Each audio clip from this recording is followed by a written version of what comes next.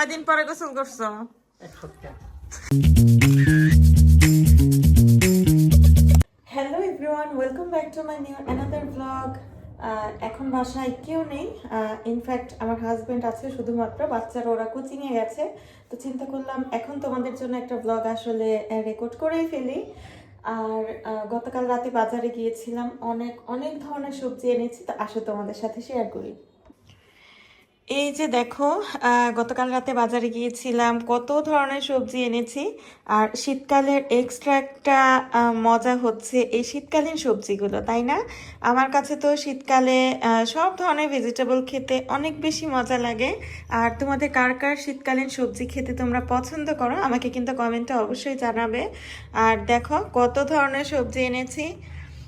1 2 3 4 5 6 7 8 9 10 11 12 13। আসলে লেবুকে কি বলবো সেটা খুঁজে পাচ্ছি না। লেবু কি আদৌ আসলে ভেজিটেবলের আন্ডারে পড়ে কিনা। আপাতত ভাবছি এই সবগুলো সবজি থেকে একটু একটু করে নিয়ে একটা ভেজিটেবল রান্না করব। আর এই যে পালং শাকগুলো কিন্তু মাশাল্লাহ দেখতে অনেকটা ফ্রেশ। আর এই পালং শাক দিয়ে চিংড়ি মাছ দিয়ে রান্না করব, ছোট একটা আলু ব্যবহার করব। তো এই হলো অবস্থা। চলো দেখি বাচ্চারা কি করছে।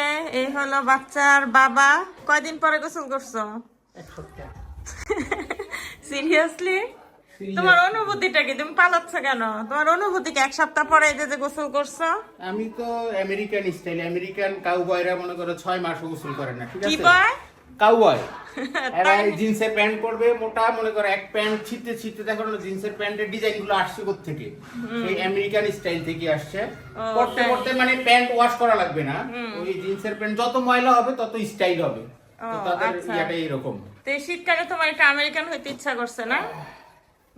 বাট শেপ টেপ করো নাই, একটু শেপ হয়ে বুঝছে, একটু হিরো হিরো ভাব নিয়ে থাকতে হবে। আমার সাবস্ক্রাইবার বা ফলোয়ার্সরা মানে একটা ক্রাশ হয়ে যাবে যে ভাই কই, ভাইরে তো আজকে দেখতেছি না। ভাইয়ের চেহারা খারাপ হয়ে গেছে, ভাই একটু অসুস্থ। আচ্ছা ঠিক আছে। গিজারটা নষ্ট ছিল বাসার, গিজারটা আজকে ঠিক করা হয়েছে। ওই যে উপরে ফিটিং করে দিয়ে গেছে। আর এই যে ফলসাদে দেখো কত আবি জাবি ছিল, এগুলো সব দেখবো আসলে প্রয়োজনীয় কি আর অপ্রয়োজনীয় যা যা থাকবে সবকিছু ফেলে দিব। এই যে অপ্রয়োজনীয় ওই যে একজন, তোমার ফেলা দেওয়া যায় না? দাও আমার ফালাই দাও, আমি ফালাই দিলেই ভালো। হ্যাঁ আমি ফালাই দিলেই ভালো। সেটাই তো। আর ওই যে একজন তরকারি পাহারা দিতেছে।